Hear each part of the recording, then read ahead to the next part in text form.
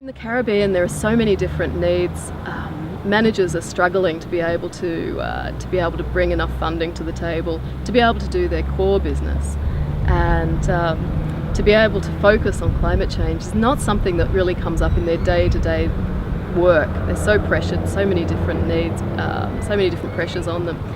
So to bring them together to be able to focus on this with some international expertise, and of course with existing regional expertise, for example from the CARICOM Climate Change Centre and from some of the universities, the other agencies involved in each of those countries.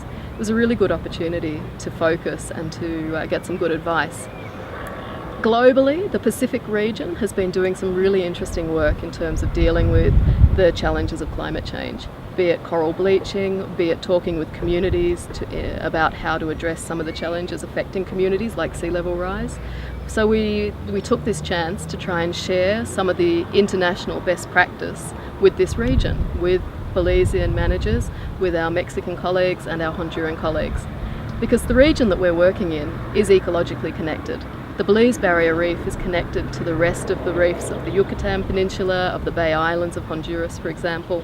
And beyond that, we're also connected to the whole of the Caribbean Sea, to the Gulf of Mexico, through the oceanographic patterns. It's very important that we promote best practices amongst everybody and to help the managers do the best they can with the resources available.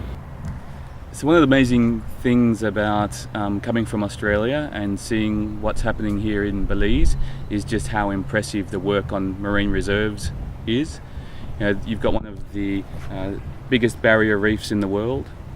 Coral reefs are one of the most vulnerable ecosystems to climate change, and the work that's happening here in Belize through organisations like TIDE is really some of the best work in the world to understand what we can do to help coral reefs in the face of climate change. So this workshop has been brought together by the Gulf of the Caribbean Fisheries Institute and US NOAA to bring marine reserve managers from Belize, Honduras and Mexico together to better understand what climate change means for coral reefs and what we as marine reserve managers, as marine protected area managers can do to help coral reefs cope with climate change. Well, working with communities is basic. This is one of the things that it's been highlighted this week that we've been working in the climate change meeting. But we've been working to create economic alternatives. We've been working to create awareness. We've been helping to create empowerment, because our natural resources are being, hit very hard. And that's one of the main reasons why Roatan and the Bay Islands lives, for tourism, for the reefs, for the mangroves. So we need to make sure we share this information and we create these bonds where they feel empowered to protect their own systems. One of the biggest things that we're worried about because of climate change is rising sea temperatures. Corals are very sensitive to small increases in temperature. It only needs to be about 1 or 1.5 degrees above the normal hottest temperature and corals begin to bleach. And bleaching is a stress response that can lead to death, and we've seen in many places around the world that lots of corals have died. What we now know is that stresses from local pressures like pollution and overfishing can actually increase the sensitivity of corals to coral bleaching. So better management of fishing and pollution is absolutely essential if we're going to give coral reefs a chance of coping with climate change.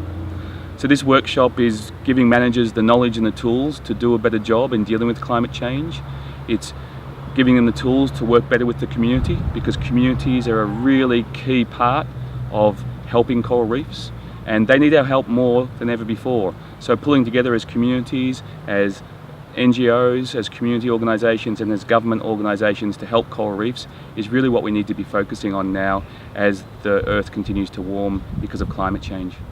What I can say about my country, because I've been exported from Mexico and imported into Roatan, is that I can see, because of that opportunity I had to be in the 2 different countries in the same reef system, that we need to work in collaboration. And this is also a message for Belizeans, and it goes for Guatemalans, it goes for everyone else that share their resources. We cannot do it alone. We cannot continue fighting for politics or for other situations. We have a marvelous country. We have an incredible reef system that it's top of the notch, and if we don't take care of it, it will go really fast. A lot of our income comes from this system that it already offers.